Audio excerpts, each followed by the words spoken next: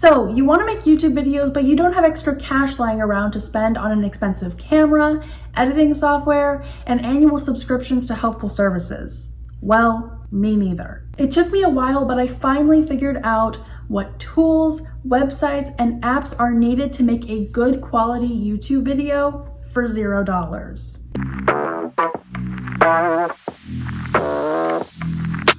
If you watch any of the videos that I've posted on my channel from the date I am posting this prior, you will see that you can make a good quality YouTube video without spending a cent. Don't take my word for it. Go watch one of those videos. If you like it, come back and hear what I have to say. All those years ago when I was starting YouTube, it wasn't even on this channel, it was on another channel. I was watching YouTube videos about how to make YouTube videos, and I do think that those videos are very helpful. There's so many out there. This is probably not the first one that you're watching. But the thing that I always found frustrating is these people would always be making videos trying to help you make YouTube videos, maybe even for free or on a budget. And the video itself was made with very expensive equipment, with expensive editing software that the person was paying for. And of course, if you're making money from YouTube, you're gonna reinvest that money into your business. That's a really smart business move, and I totally support that, and it makes total sense to me. But I think that it was just very unrelatable to me because I couldn't afford that at the time. I still can't afford that. I don't spend a cent on my YouTube videos. With that said, I don't want to waste any time. Let's talk about cameras. My number one recommendation for a camera is your phone.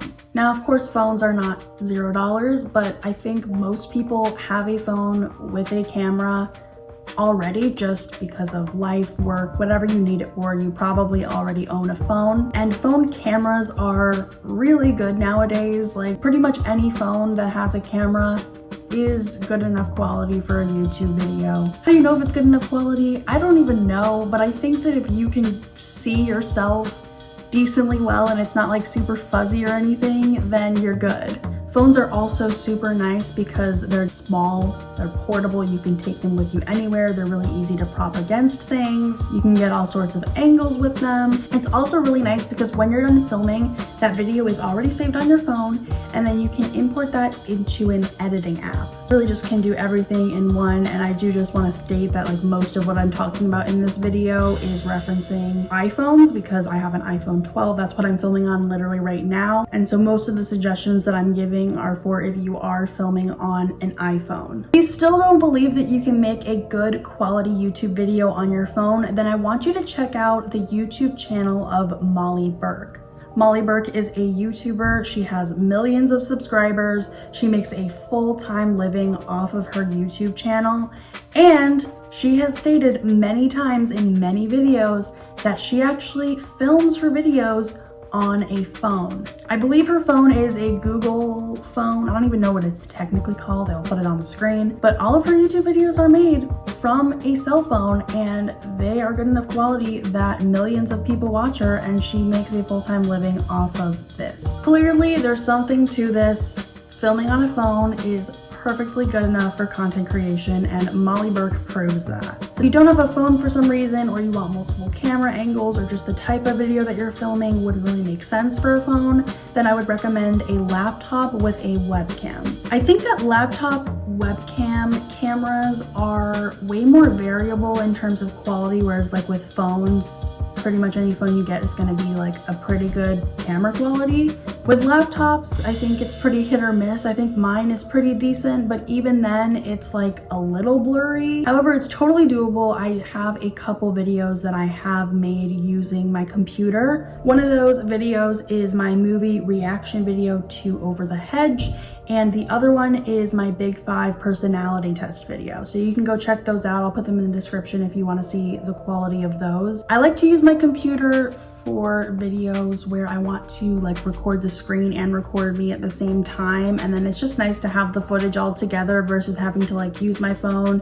for me and then like my computer to record the screen and then trying to like get them all in one place and link it up. It's just a lot of effort that I would rather not put in. Also could use a computer to get like a second camera angle, but of course a computer is not going to be as portable, especially if it's a desktop. But even like my laptop, like it's not small. It's not super easy like a phone is to just take around and put wherever. So definitely not my first option, but something that you can use. For audio, my recommendation would just be to use the audio that's already coming from your phone or, you know, your computer if you're using that. Personally, I do feel like the audio that my phone picks up is pretty good. Of course, it's not going to be as high quality as if I were to buy a microphone and like clip it on here or have it on top of my phone or whatever, but it's good enough. You can hear what I'm saying, and I think that's really all that matters. And this is the same for my computer. When I made those videos with my laptop, I just used the audio that my computer picked up. I have seen some YouTubers hold their phone up to their mouth while they're filming, and the audio quality is really good. So I'm assuming that they're just using their voice memo app and then maybe like importing the voice memo into their editing app with the footage and then like lining it up and whatever. And I don't even know if that's actually what they're doing and if that's something that you can do for free, but I did just want to mention it because it seems to me like you could do it for free. It would just take more effort. If you know anything about that, definitely leave it in the comments and help us all out. I do think that money buys convenience, so when you are not willing to spend that money, like me, you do have to kind of go out of your way to make something that is just as good quality as something that was made with money. So in the case of audio, you want to do things that are going to set your audio up to be the best that it can be. For example, normally I don't film in this room, so maybe this isn't a good example, because there's always a fan going. For some reason it's not going now. I don't know, I always have it on auto, so it shouldn't be going all the time, but I feel like every time I want to film in here, it's going, and the audio picks up that fan in the background. You can totally hear it on my last video. Luckily, I don't think it ruins the whole thing, but generally I don't film in here because of that. So even if I would rather film in this room, many times I will film out in my living room or in my kitchen or something. That way I get the best audio quality that I can without spending any money. We've talked about cameras, we've talked about audio, but what about lighting? For lighting, I would recommend just natural light, daylight. And I don't think that this is something that's revolutionary. You've probably heard this many, many times before, but I think that things are cliche for a reason because they work. I think that everybody looks good in daylight and it's free, so why not use it? Of course, we come back to the word inconvenience. And this is actually perfect for right now because I'm using daylight to film. I always use daylight to film unless there's some kind of circumstance that doesn't allow it. And literally it is cloudy outside, but there was some sun coming through. The clouds moved. Now there's not as much sun coming through, and I'm sure it looks darker in here. I apologize for that. Now, if it was like this when I wanted to film, I just wouldn't have filmed and I would have waited until it got brighter out so that we could have good lighting, which actually is what happened earlier. But sometimes you wait until it's light out and this kind of thing happens and you can't really do anything about it, and you know, it's okay. Like, the people that are watching will understand. Sometimes I feel like filming and the sun is literally going down and it's like, now's not the time. It's not a good time, Monique. The other thing is the location in which you film is definitely dependent on the lighting. There are certain places that I might like to film, but I'm not gonna do that because I'm not getting direct lighting on my face, or I'm not getting like equal lighting on all of me, you know? I want the window in front of me. I don't want it like on the side where only half of me is gonna get lit. Even sitting in front of this window, my camera's at an angle because I like the background here, and if it were to just be straight on, all you would see is like the blank wall and my bathroom, which the part of my bathroom that you can see at that angle looks boring. While those things are inconvenient, it's definitely worth it when you don't have to spend any money and you can still make a really good quality project. However, if daylight doesn't make sense for you, then I think that you can use artificial lighting, just like the lighting that came with your home, your apartment, whatever.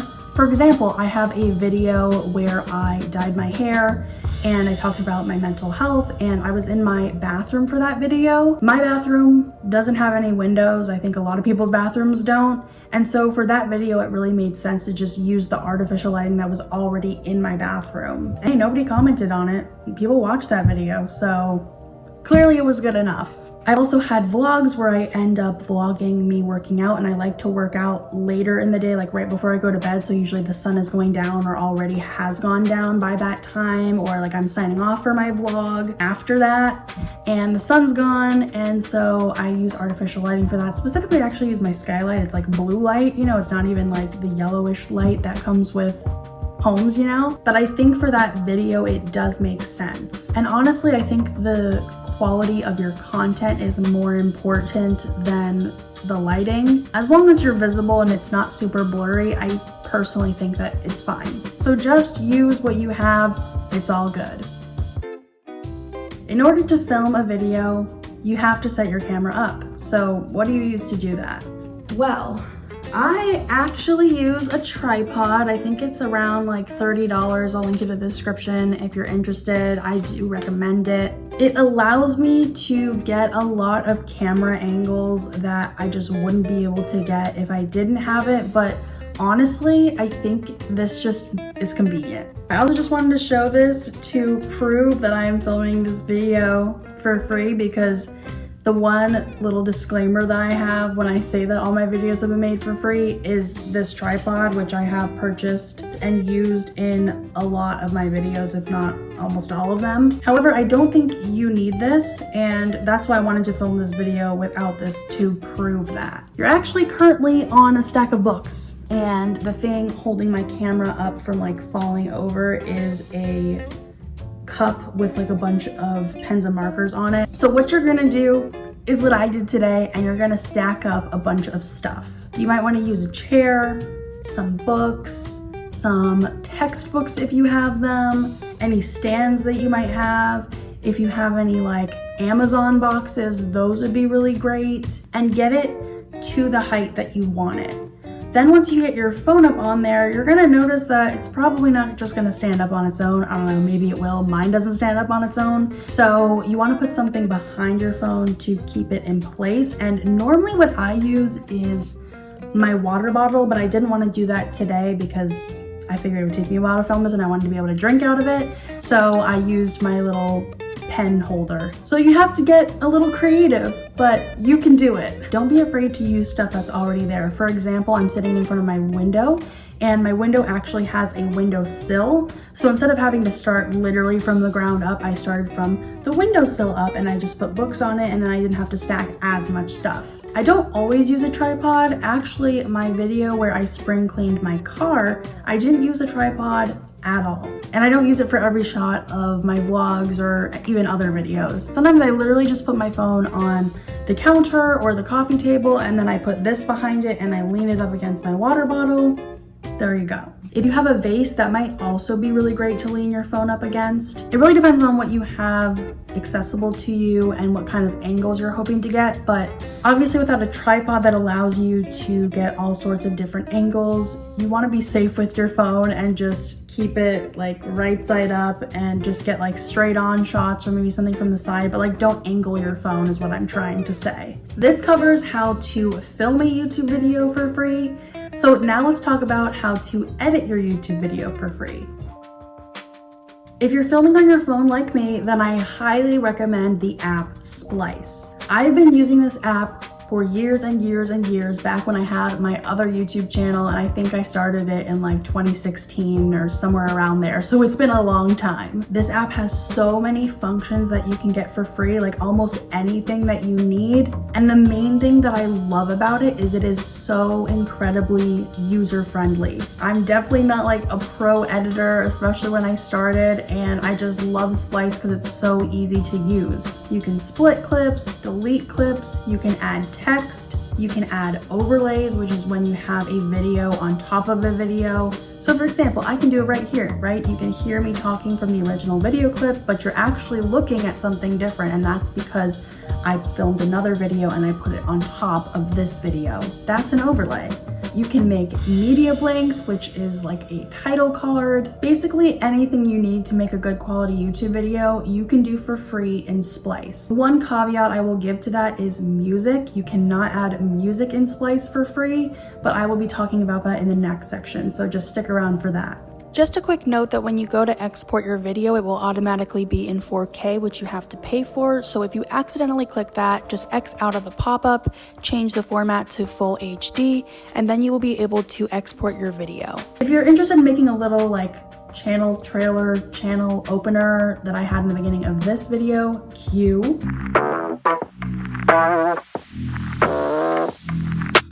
Or even an end screen, you can do that for free in Canva. Canva is where I made my channel opener. What the heck do you call it? What is the technical term for it? I don't know. Canva has so many templates that you can choose from and make edits to. You can change the colors, you can add in different pictures, clip art, visuals. You can change the text, add text, delete text, change the fonts, change the size. You can just do so much in there. Now, I will say if you want to have a song in the background of those things, then you do have to add that in separately. Once again, wait till the music section, I will go over that. But it's just super easy in Canva and totally free. I absolutely love Canva, just like I absolutely love Splice. No, this is not sponsored. I don't make a cent from YouTube, which is also why I don't spend any money on YouTube. I just truly love these services and everything that they provide. So I highly recommend that you check those out. Now, if you are filming on your computer, then I would recommend using Active Presenter. I've used Active Presenter in the past for school presentations where I had to film me talking, giving the presentation to a PowerPoint. And so you wanted to see the PowerPoint, maybe see like a little, square of me and my face. But I didn't truly understand how much you could do with Active Presenter until I filmed my last video, the Over the Hedge movie reaction video. I'll actually just put in a clip here so you can see what I'm talking about. Officer, please! It was that Verminator. He sold it to me. Dad's totally going to jail. Ma'am. I do that move in my workout sometimes. Yeah. So, was I right? I don't think that Active Presenter is as user-friendly as Splice is, but it can do so many things. And of course, one of those amazing things is that it can film your computer screen and you at the same time, but it can also film just your computer screen or just you, like from the webcam. And everything is just in Active Presenter all in one, rather than having to like film on your phone and then film on your computer and then somehow get them all together in one place. Just remember that when you're done editing your video in Active Presenter to export it as an MP4 file. I've tried uploading my YouTube video as the Active Presenter, type of file, and it uploads, but then it won't process, which means that it won't actually fully upload to YouTube and nobody will be able to see the video. So just make sure you export it as the MP4 file and you are all good. Now let's talk about something that I have mentioned multiple times. Music can really make or break a video, whether it's background music or music that you've put over footage that you've muted so it's literally the only thing that you can hear while you're watching the video. Music can truly enhance the viewer's experience. Unfortunately, there's the issue of copyright. So how do we get around this? There are many sites that you can use to get free music, but the ones that I've used and really enjoy are Pixabay and Uppbeat. Uppbeat being my favorite. They offer so many different types of sounds and tracks. They're pretty user-friendly, especially Uppbeat. They have lots of different keywords that you can use to find things and filters that you can use. They do have a monthly limit to the number of songs you can download for free, but as long as you stay within that limit, you're good. And normally what I do is I just find songs that I really, really like and I think would work in a lot of different videos, and then those are the ones that I download and I just reuse them. And whenever I feel like I really need a new song, it would really enhance this part of a new video, or I really want to add another like kind of feel to a video, that's when I look for a new song and download that. Now obviously if you download the song on your computer, downloads to your computer. If you download it on your phone, it's going to download to the file section of your phone. And I'm not actually sure how to access that without being in an editing app, but that's really all you need it for, so you're good. Once you have found and downloaded the music that you want to use, you are ready to add it to your clips. If you want to add music to your channel intro or outro that you made in Canva, now would be the time to do that. What you're going to do is go to the correct tab, go to the audio, music, whatever it's called, sub tab, add your music file in, add it to the project, and then select the part of the song that you want to have play. Now, when I've made my channel intro, I did that on my computer. That's just my preference. But what you can do if you make it on your computer is then just log into the same Canva account in the Canva app on your phone, and then download your project to your camera roll, and then add it to your video in Splice. Now, if you're completely done with your video and you just want to add music to it, I would recommend using iMovie. If you're wondering, Monique, can't you edit a video in iMovie including add music for free? Why would I use multiple apps? And look, you absolutely can. If you want to use iMovie for everything all in one, go for it. For me, I find that iMovie is not user-friendly. I actually find it very frustrating. I even find it frustrating just to add the music to iMovie. I mean, not as much anymore because I figured out kind of the kinks, and I'm gonna give you some tips so that hopefully you can avoid the same issues that I run into. But that is why I prefer to just use iMovie for music, and I use Splice to edit the majority of my video. So if you want to use iMovie for everything, absolutely go ahead. That's just not the way that I do it. Now in iMovie, once you import your video, if you want to add music to it, you are going to click, I believe it's the plus button, and then instead of going to music, which will take you to the Apple Music app and all of the copyrighted music that you have on there, you're actually going to go to files, and then you're going to click the song that you want. It will get put into your project, and then for some reason it puts it into the project as a background song, and it won't let you move the song unless it's in foreground. So you're going to select the song, and then it's going to give you an option to change it from background to foreground. So you're going to click that. Then you'll be able to move it anywhere in your video that you want it. You can change the volume, you can cut it up and only use parts of it. You can layer multiple songs. You can add as many as you want. I've never had any problems with that. And really just jazz your video up with music.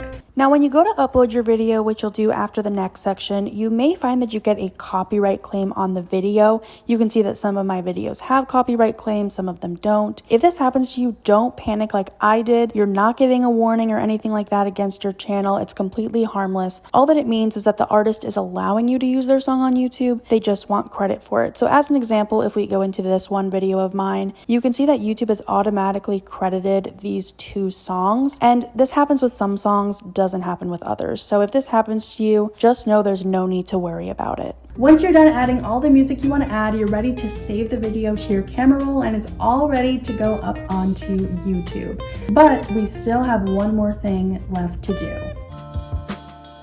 Anybody that knows anything about YouTube knows that thumbnails can make or break your video. It doesn't matter how good your video is, if it doesn't have a good title and a good thumbnail, then people aren't going to click on your video and watch it. I edit all my thumbnails with Canva. I don't have Pro, I use the free version, and it does everything that I need it to do.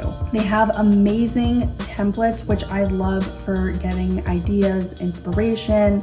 I also love just seeing like what fonts they put together and just finding really cool fonts. Specifically for vlogs, I really like that they have ones with like different pictures in there. So like say I want to have 3 pictures in my thumbnail and I want them to be equal in size.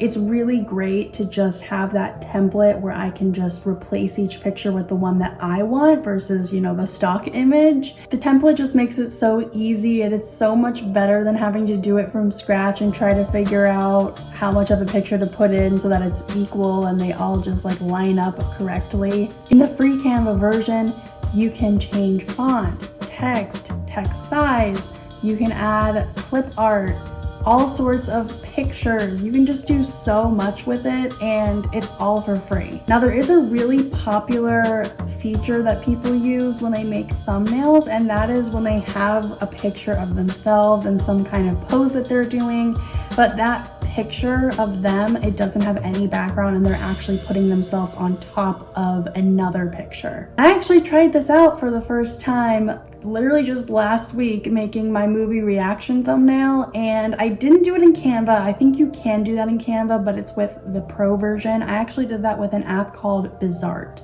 I've used Bizaart for different things, like you can do collages and cool stuff like that on there, but this is a really cool thing that you can do on there. All you have to do, download the app, upload your picture, literally hit the, I think it's like erase background button. It erases the background, you save it to your camera roll, then you upload it on Canva, and it uploads and you just put it wherever you want on your thumbnail. Once again, yes, it's a little inconvenient to have to use multiple apps, but it's totally worth it to create a really amazing looking thumbnail for $0, literally. Now that your video is done and your thumbnail is done, you are ready to upload everything to YouTube and hit post. Once again, everything in this video was geared primarily towards iPhone, since that's what I use to film. So if any of these apps aren't available on other types of phones, and you have a really amazing alternative for these apps or softwares or whatever, definitely leave it in the comments to help everybody out. I hope you found this helpful. If you did, please like this video. It tells YouTube to recommend this video to more people. You can also subscribe to this channel for similar content in the future. All my social links are in the description. Thank you so much for watching, and I hope to see you in my next video. Over there. I just got distracted. One of those, trying to film here and it just got really dark. Oh my god. I have to go through? Okay. Under.